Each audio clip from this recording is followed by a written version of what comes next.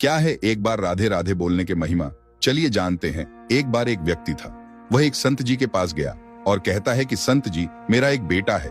वो न तो पूजा पाठ करता है और न ही भगवान का नाम लेता है। आप कुछ ऐसा कीजिए कि उसका मन भगवान में लग जाए। संत जी कहते हैं, ठीक है बेटा, एक दिन तू उसे मेरे पास लेकर आ जा। अगले दिन वो व्यक्ति अपने बेटे को लेकर संत जी के पास गया। अब संत जी उसके बेटे से कहते हैं, बेटा बोल राधे राधे। बेटा कहता है, मैं क्यों कहूं? संत जी कहते हैं, बेटा बोल राधे राधे। वो इसी तरह से मना करता रहा और अंत तक उसने यही कहा कि मैं क्यों कहूं राधे राधे।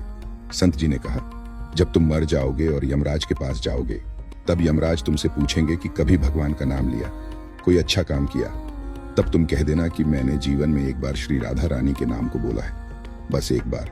इतना बताकर वह चले गए। समय व्यतीत हुआ और एक दिन वो मर गया। यमराज के पास पहुंचा। यमराज ने पूछा, कभी कोई अच्छा काम किया है?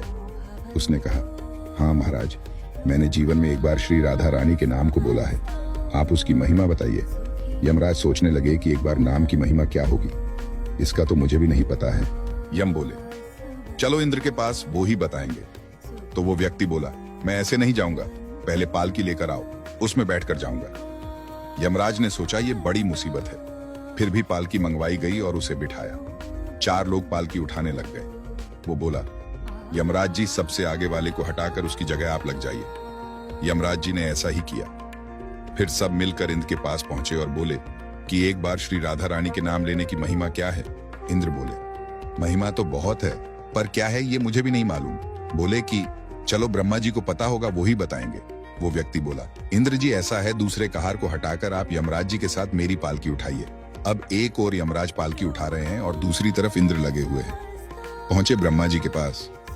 ब्रह्मा ने सोचा कि ऐसा कौन सा प्राणी ब्रह्मलोक में आ रहा है जो स्वयं इंद्र और यमराज पालकी उठाकर ला रहे हैं। ब्रह्मा के पास पहुंचे। सभी ने पूछा कि एक बार श्री राधा रानी के नाम लेने की महिमा क्या है?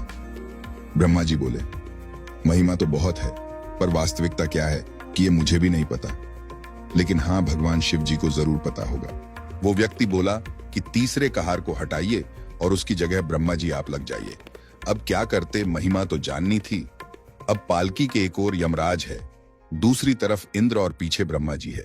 सब मिलकर भगवान शिव जी के पास गए और भगवान शिव से पूछा कि प्रभु श्री राधा रानी के नाम की महिमा क्या है? केवल एक बार नाम लेने की महिमा आप कृपा करके बताइए। भगवान शिव बोले कि मुझे भी नहीं पता, लेकिन भगवान विष्णु जी को जरूर पता होगी। वो व्यक्ति शिव जी से बोला कि अब आप भी पालकी उठाने में लग जाइए। इस प्रकार ब्रह्मा, शिव, यमराज और इंद्र चारों उस व्यक्ति की पालकी उठाने में लग गए और विष्णु जी के लोक पहुंचे। विष्णु जी से पूछा कि एक बार श्री राधा रानी के नाम लेने की महिमा क्या है?